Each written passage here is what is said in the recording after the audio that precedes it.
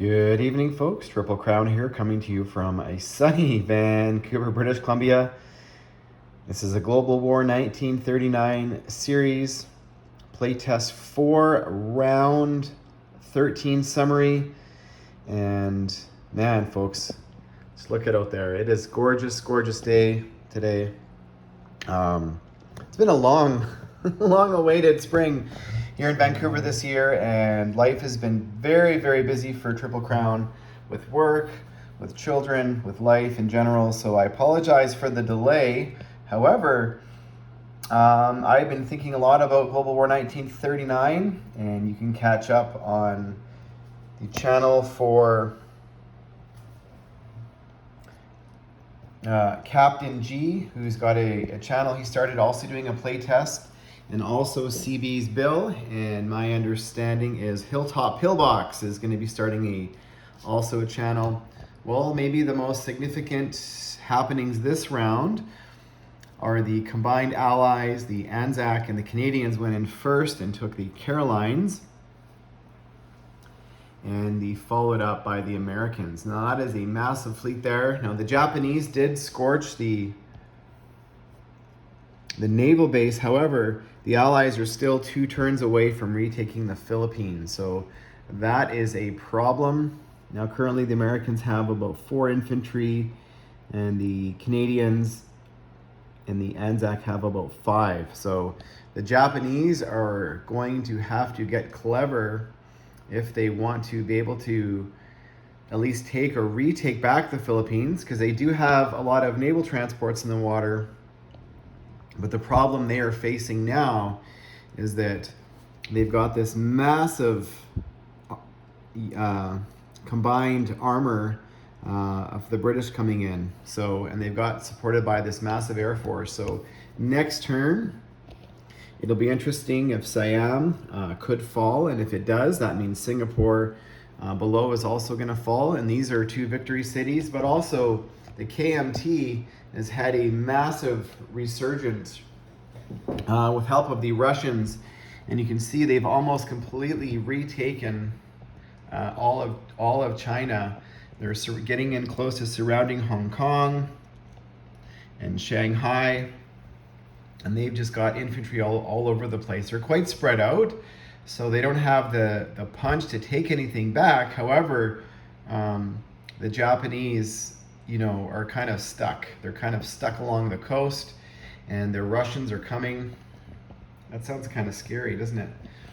So up here in the inner moor, the Russians came in quite heavy. They've got 5 infantry left and 2 heavy tanks, and they've got a partisan in Brayata and 4 fast movers over here in Chahar, and a whole bunch of more fast movers coming in. And they did build a Katyusha rocket launcher back in Novosibirsk, and the Japanese are surrounded in Yan'an in the CCP territory there. They went in to that territory there because there was a lone Russian heavy armor, and they wanted to take it out, and they were successful there.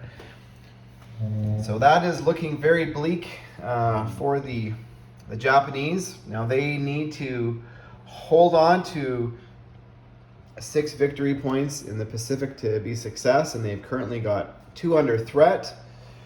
But it's not all that bad, because if you look here, this is the German forces that are currently sitting in Berlin, all their fast movers and all of their aircraft. And where's all their infantry? Well, their infantry are all sitting on the border of Paris, and that is a stack bigger than I want to count. I'm going to say it's about 45 units there.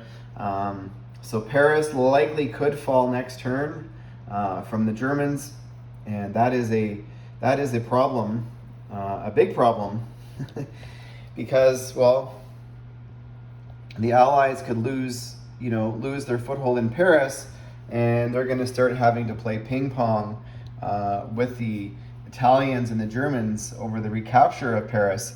Now currently sitting in Bordeaux, that's what the Allies have. So they should be successful in taking it back. However, the Italians are right here, and they've got 7 infantry and a couple fast movers on the border as well. There's also another German tank here sitting in Turin. So that is a problem for the Allies, to not being able to secure that foothold in Paris and keep it. Which I know Hilltop Hillbox, whenever he says, when he likes to take a territory like a Paris or something of significance like Leningrad, he likes to go in and hold it. So the Allies are not successful there. The Germans, knowing they probably were not going to be able to get to Cairo, so why keep spending money? That was going to be an expensive adventure. And the Russians could potentially be on the back door of retaking Moscow. So they decided to back up a little bit, and they've got a couple of their medium armor in Baku, and a couple more infantry. And they did do a build in Moscow this turn of another 3 infantry. So they're stocking up.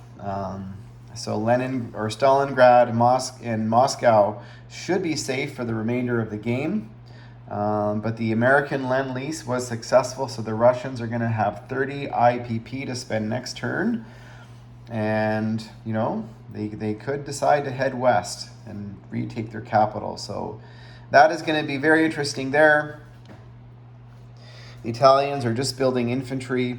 They're making about $24 a turn, so not too shabby. The Americans did, in the Atlantic, build another 20 units to land in Normandy, Bordeaux. And the British, they've got a follow-up of about 12, 2 armor and 10 infantry. And the Canadians got a follow-up of 2 armor and an infantry. So it's going to be a major war zone in Paris of ping pong the next few rounds. And I don't know who's going to come out on top. So stay tuned for round 14.